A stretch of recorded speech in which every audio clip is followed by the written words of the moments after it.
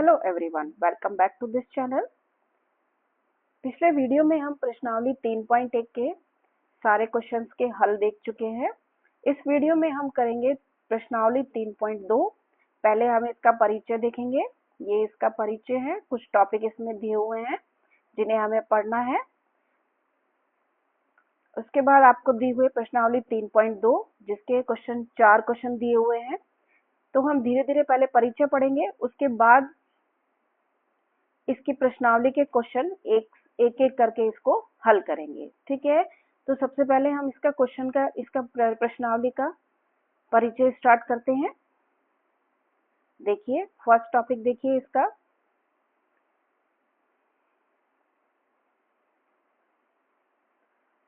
ये है first topic है आपका शून्य की क्रांति। शून्य की क्रांति जब कुछ नहीं कुछ है में परिवर्तित हो गया। देखिए इसका मतलब क्या है कि जब कोई भी चीज नहीं होती है तो उसको हम कैसे प्रदर्शित करेंगे कि वहां कुछ नहीं है। ठीक है, तो उसके लिए एक शून्य वर्ड का, एक शून्य जो लिखने के हमको शून्य का एक खोज की गई, जिसको हम कुछ नहीं से परिवर्तित कर सकते हैं कि कुछ नहीं है तो हम क्या लगाएंगे, शून्य लगाएंगे। ठीक है, तो देखिए इसको लाइन टू लाइन हम पढ़ेंगे। हजारों वर्षों तक संख्या रेखा का प्रारंभ 1 से होता था। यदि आपके पास 5 सेब है और आपने सभी सेब दे दिए हैं तो आपके पास ऐसी कोई भी संख्या विद्यमान नहीं थी जो आपकी स्थिति को प्रस्तुत कर सकती थी। ठीक है, जैसे आपके पास एक भी सेब नहीं बचा तो आप उसको कैसे प्रदर्शित करेंगे, आप उसको कैसे बोलेंगे? आप सिर्फ यही बोलेंगे कि मेरे पास अब सेब नहीं है। ठीक है, स्वाभाविक रूप से आपके पास एक ही शब्द शेष रहता है, रिक्तता, अर्थात सेबों का समाप्त हो जाना।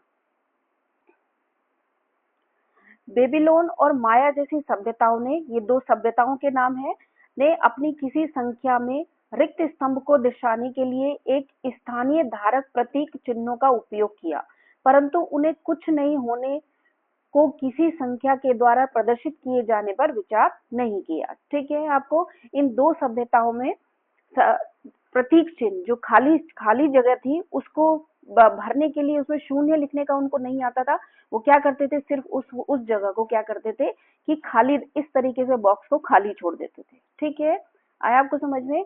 जिन्हें हम जोड़ या घटा या गुणा कर सके, ऐसा कोई भी उन्होंने विचार नहीं किया था। ठीक है, यह ब्रह्मगुप्त 628 सामान्य संवत का ही कार्य था, जिन्होंने औपचारिक रूप से रिक्तता को एक संख्या के रूप में रूपांतरित किया। वास्तव में उनके इस कार्य ने गणित को ही रूपांतरित कर दिया। यह ऐतिहासिक प्रगति भारतीय दार्शनिक परंपराओं से ही अभिप्रेरित थी। आया आपको समझ में कि जो ब्रह्मगुप्त थे, ब्रह्मगुप्त ने ही क्या किया था, जीरो का, शून्य का क्या किया था, खोज की थी। उन्होंने बताया था कि इस रिक्तता को हम कैसे दिखा सकते हैं। ठीक है, तो नेक्स्ट टॉपिक देखिए। हाँ, नेक्स्ट टॉपिक है दर्शन शास्त्र से गणित की ओर शून्यता की संकल्पना। 7वीं शताब्दी सामान्य संवत पूर्व के बहुत पहले से स्थापित विपुल बौद्ध साहित्य और उपनिषदों में शून्यता की कल्पना का एक गहन अवस्था थी। ठीक है, शून्यता की जो संकल्पना थी कि हाँ कुछ नहीं है, रिक्तता जिसको हम बोलते हैं, खालीपन जिसको बोलते हैं, वो क्या थी, एक गहन अवस्था थी जो योग और ध्यान का लक्ष्य थी। ठीक है, शून्यता एक मेडिटेशन जिसको हम बोलते हैं, मेडिटेशन में हम जब हम विचार करते हैं, जब हम सोचते हैं तो हमारा शून्यता की ओर हमारा क्या होता है, विचार अग्रसर होता है। तो शून्यता शब्द का उपयोग इन ग्रंथों में व्यापक रूप से किया गया, जिसका उद्देश्य किसी व्यक्ति विशेष और उस अवस्था का वर्णन करने के लिए किया गया जो वह ध्यान अवस्था के दौरान प्राप्त करने के लिए प्रयासरत रहता है। ठीक है, अर्थात पूर्ण स्थायित्व और प्रशांति की अवस्था प्राप्ति के लिए किसी के मस्तिष्क को सभी वृत्तियों, मस्तिष्क का आरोह अवरोह से मुक्त करना। ठीक है, एक मेडिटेशन का ये रूप है कि जो मन को हम स्थिर करके और शून्यता की तरफ जाते हैं। ठीक है, 3वीं शताब्दी में सामान्य संवत पूर्व के आसपास पतंजलि ने योग सूत्र में भी शून्यता के सिद्धांत का वर्णन वर्णन इस अर्थ और संदर्भ में किया था। ठीक है, ये पतंजलि में भी इस चीज का शून्यता, जब कुछ नहीं होता तो शून्यता का भी वर्णन क्या है इसमें किया गया था पतंजलि में, कि कैसे शून्यता का सिद्धांत किसी व्यक्ति विशेष को अपने मस्तिष्क, शरीर और इंद्रियों को नियंत्रित करने में सहायता प्रदान करता है। क्योंकि भारतीय विचारकों ने इस रिक्तता अवस्था का सम्मान किया, अतः उन्हें दर्शन में शून्यता को एक संकल्पना के रूप में प्रतिपादित करने हेतु आवश्यक संकल्पनात्मक रूप रेखा प्राप्त हुई। ठीक है, मेडिटेशन से ही उन्होंने क्या है, शून्यता को पहचाना कि शून्यता क्या होती है। शून्यता का यह सिद्धांत विभिन्न क्षेत्रों जैसे वास्तुकला, साहित्य, भाषा विज्ञान से होते हुए आर्यभट्ट और अंततः ब्रह्मगुप्त की कृतियों के माध्यम से गणित में अपने मार्ग को प्रशस्त करता गया। ठीक है, ये देखिए, मार्ग को प्रशस्त करता गया। इस प्रकार रिक्तता का यह दार्शनिक सिद्धांत गणितीय शून्य में परिवर्तित होकर और भी सुस्पष्ट हो गया। ठीक है, तो क्या हुआ कि वहां पे शून्यता का मतलब समझ में आ गया कि शून्यता क्या चीज है। ठीक है, तो नेक्स्ट टॉपिक देखिए इसका। नेक्स्ट टॉपिक है आपका पूर्णांक या क्षितिज का विस्तार। ब्रह्मगुप्त शून्य तक नहीं रुके। ठीक है, ब्रह्मगुप्त ने शून्यता को पहचाना था, वहां तक नहीं रुके। उन्होंने अनुभव किया कि किसी भी संख्या में से स्वयं को घटाया जाता है तो परिणाम शून्य प्राप्त होता है। अब यदि हम छोटी संख्या में से किसी एक बड़ी संख्या को घटाएं तो क्या होगा।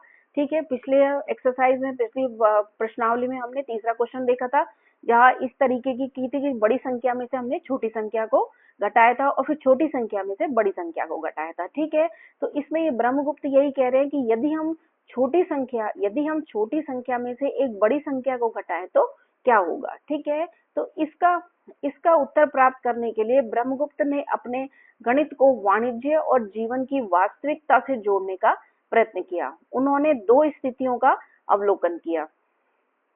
अब वो कौन सी दो स्थितियां थी। धन संपत्ति, मतलब धन, सकारात्मक संख्याएं जो धन संपत्ति को दर्शाती हैं उनको सकारात्मक संख्याएं या धन संपत्ति या धन बोलते हैं।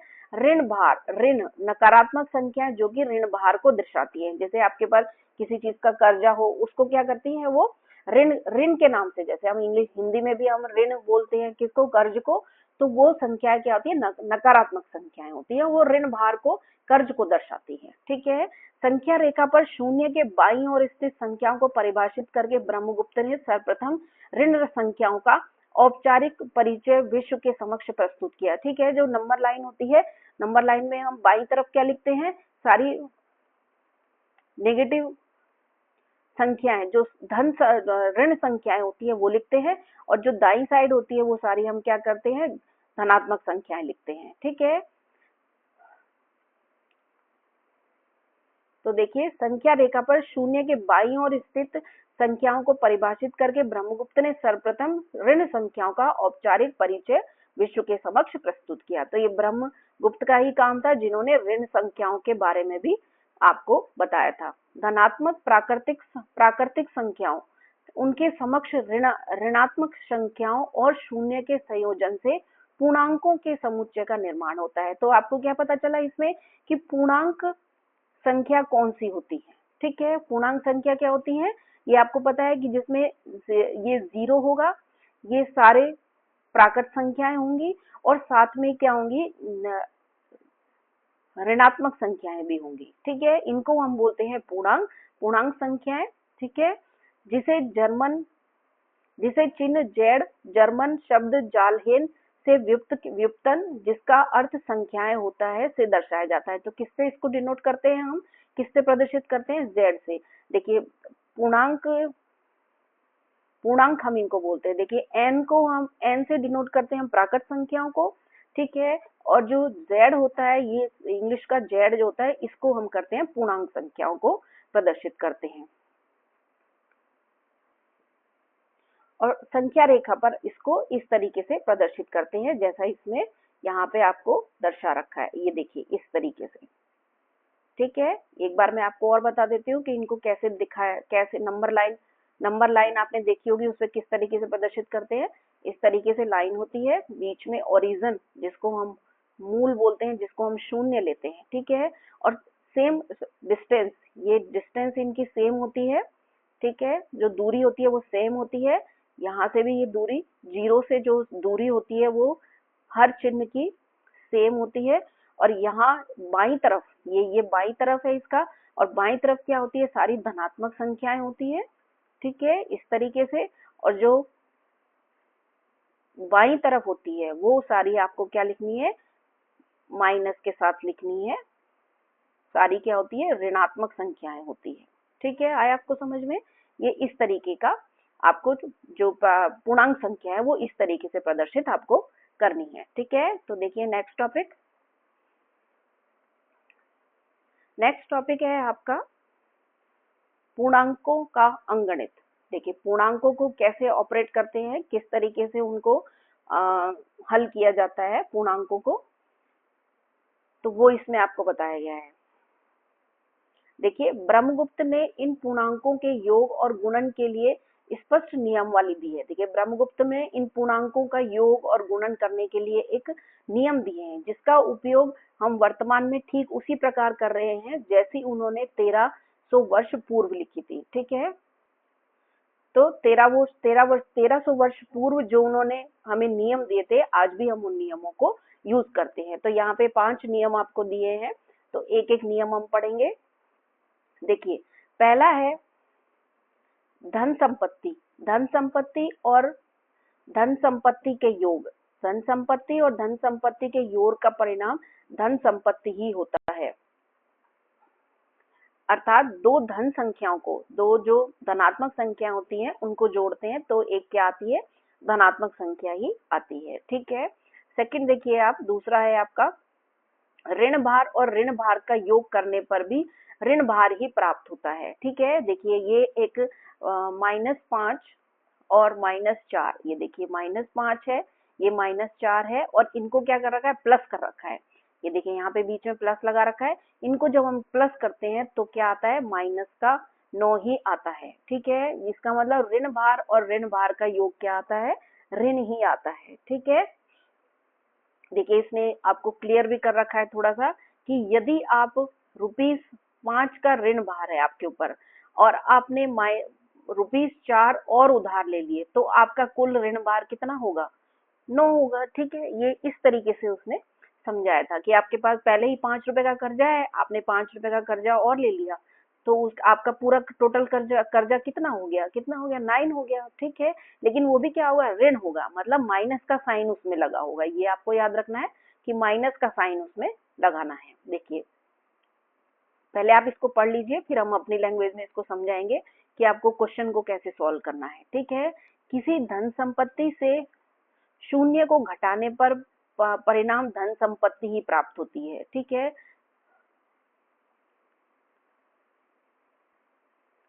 उसी प्रकार ऋण भार से शून्य को घटाने पर परिणाम ऋण भार ही प्राप्त होता है, ठीक है। देखिए 7 में से 0 हम माइनस करेंगे तो क्या आएगा, 7 ही आएगा।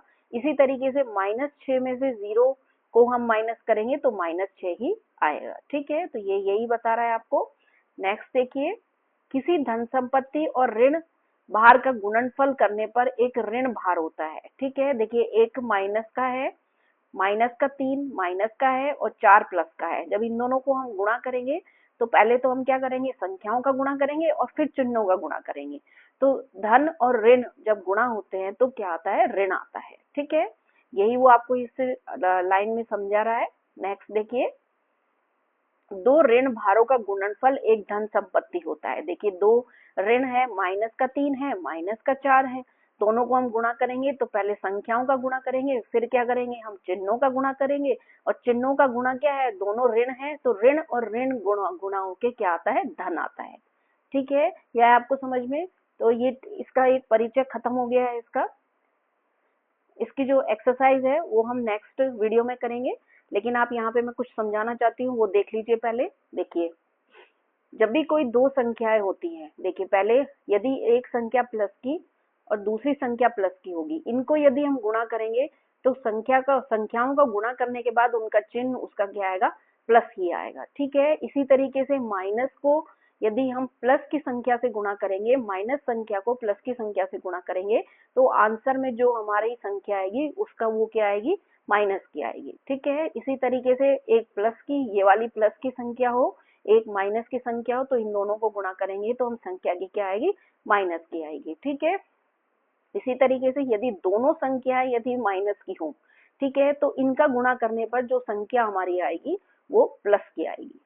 ठीक है, ये आपको इसमें याद रखना है। ठीक है, एक और है आपका, देखिए प्लस को यदि हम प्लस से प्लस करते हैं, ठीक है, प्लस संख्या को प्लस संख्या से प्लस करते हैं, तो जो आंसर आएगा वो हमारा प्लस में ही आएगा। ठीक है, आंसर जो भी संख्या आएगी वो प्लस की आएगी। ठीक है, इसी तरीके से माइनस को यदि हम प्लस की संख्या से, माइनस की संख्या को हम प्लस की संख्या से प्लस करते हैं, तो जो भी संख्या हमारी बड़ी होगी या माइनस की संख्या बड़ी होगी, देखिए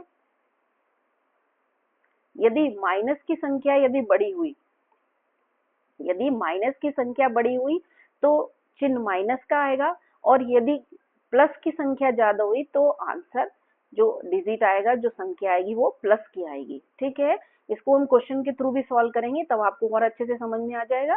ठीक है, इसी तरीके से माइनस को माइनस वाली संख्या से हम प्लस करेंगे तो उस जो संख्या का आंसर आएगा वो भी क्या आएगा, माइनस में आएगा। ठीक है, आया आपको समझ में? तो थोड़ा सा एक आध बार इसको रिपीट कर लीजिएगा जिससे आपको अच्छे से समझ में आएगा। ठीक है, तो ये आपकी हो गई। देखिए एक थोड़ा सा और इसमें सोचिए और विचार दे रखा है, इसको हम करेंगे। देखिए, एक ऋणात्मक संख्या को दूसरी ऋणात्मक संख्या से गुणा करने पर धनात्मक संख्या क्यों प्राप्त होती है? ठीक है, इस पर क्रियाविधि और ऋण के संदर्भ में विचार कीजिए। यदि एक ऋणात्मक संख्या ऋण भार को दर्शाती है, कर्ज को दर्शाती है, तो इसे ऋणात्मक संख्या से गुणा करना ऋण से निरस्तीकरण को अभिव्यक्त करता है। ठीक है, ये देखिए मैं आपको बताती हूँ इसमें क्या दिया हुआ है।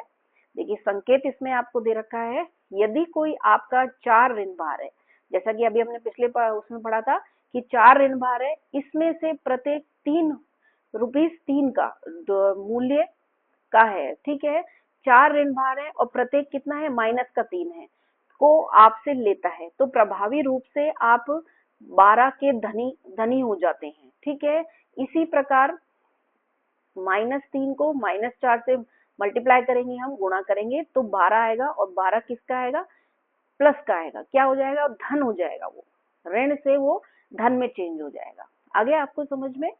ठीक है, तो ये आपकी हो गई, परिचय हो गया इसका। अब हम अगले वीडियो में इसके क्वेश्चंस करेंगे, एक एक क्वेश्चन का हल निकालेंगे। ठीक है, ओके, थैंक यू, मिलते हैं नेक्स्ट वीडियो में इसके सॉल्यूशन के साथ, प्रश्नावली 3.2 की। ओके।